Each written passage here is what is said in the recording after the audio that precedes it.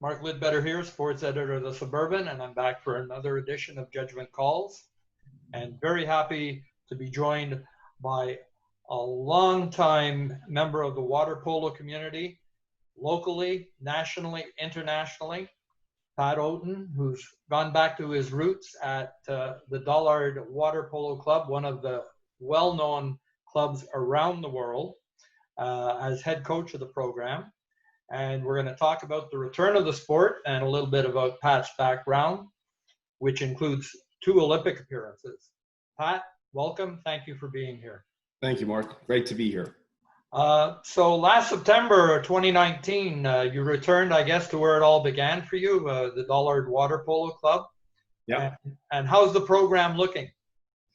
Well, look, last year we worked on the culture of the club and really was in the middle of something really positive, looking for some future national championships in that year. And then all of a sudden COVID came, which has affected everybody. And this year, I think basically due to the commitment of the athletes and then some of the work that the coaches have put in together, we've had a pretty good retention rate moving forward, I guess, into September. We're at about 70%, nearly 75% in terms of retention, which is a good number after speaking to the majority of the clubs and different sports across the country. And the fact that they are allowed back in the pool indoors. Yeah. A lot of people don't realize how physical this sport actually is. It's like a duck, very calm on the water, but what goes on, they're paddling like crazy below the water line, a lot of clutch and grab.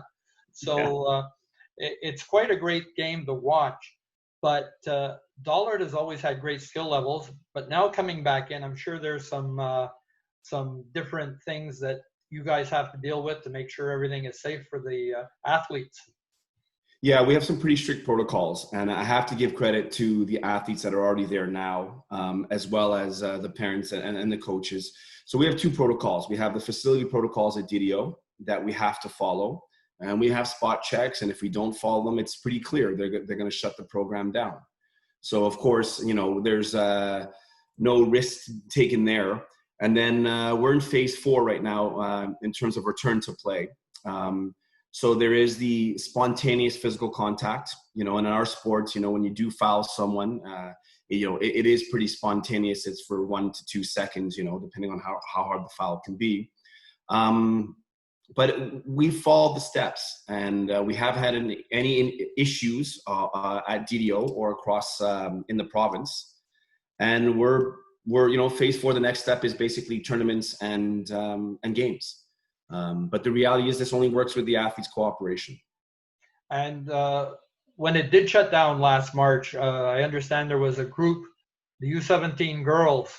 That was quite disappointing for them, and they're anxious to get back at it. I understand they have a lot of returning players. Yeah. They're looking at hopefully being able to make a run for a national championship.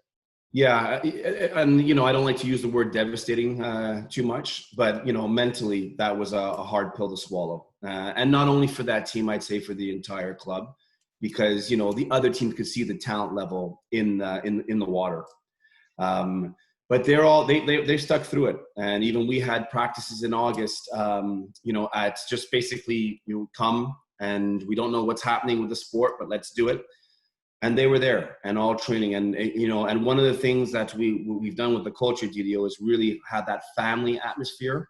And we're just trying to make it stronger. I think that's one of our strengths.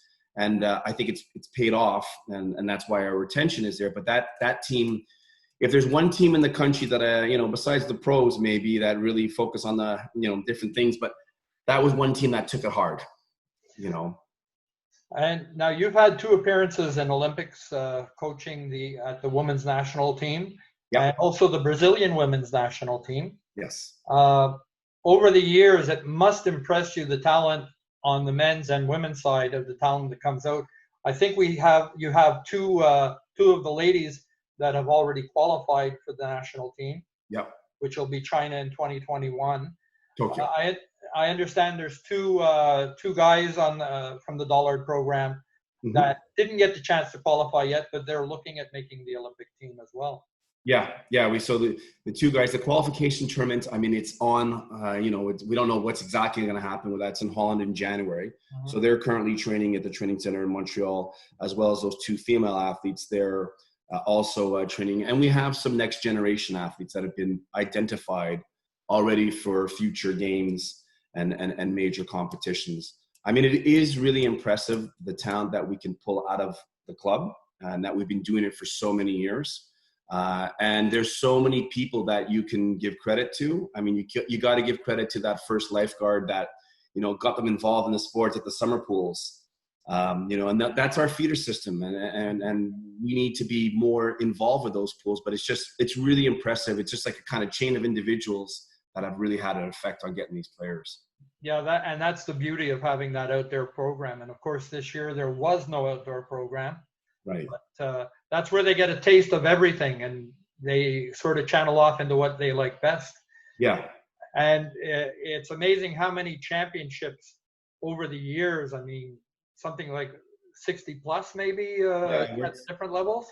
Yeah, 61. And I'm confident to say that we would have had minimum 2 more this year, probably 3. So, but 61, it's an impressive number. But like I said, there's a lot of people that are part of that.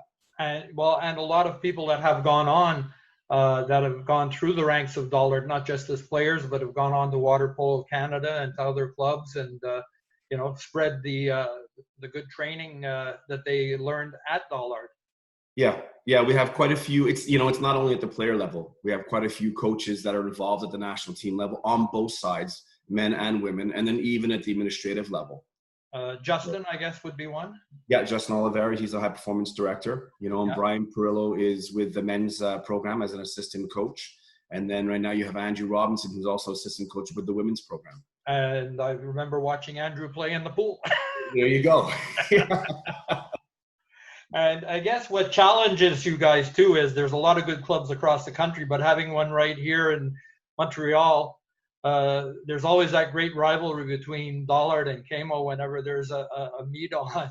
And I've seen some pretty good games that rivaled some hockey battles out there. Yeah. I mean, we welcome that. That rivalry just keeps the sport healthy and it keeps it attractive. So it's something that we really welcome. It's really important. Our kind of mentality towards this whole COVID thing is it's really important that, our club obviously does well, but we can't have these other clubs shut down either, for the sport.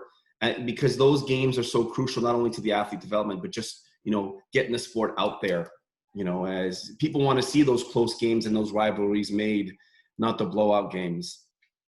So it's important. And as you say, right now it's basically training, skill development and some scrimmaging on your own. Yep. And fingers crossed that you guys get to the final stage, so some tournaments can be scheduled and get the players out there doing what they love.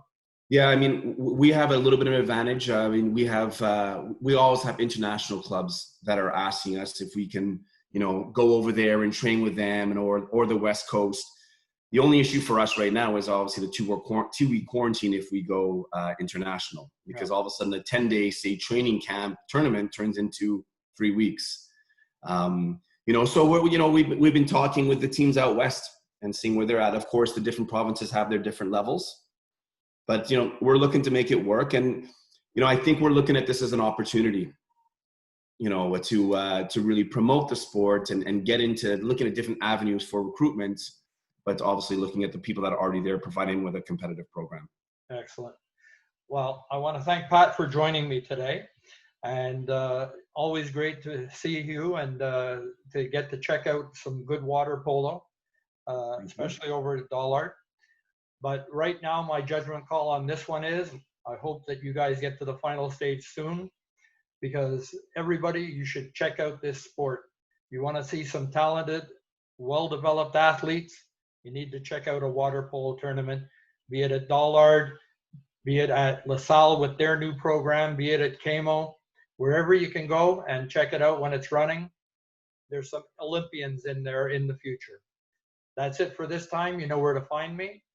sports@thesuburban.com if you have any questions, any comments. And until next time, keep your head above the water.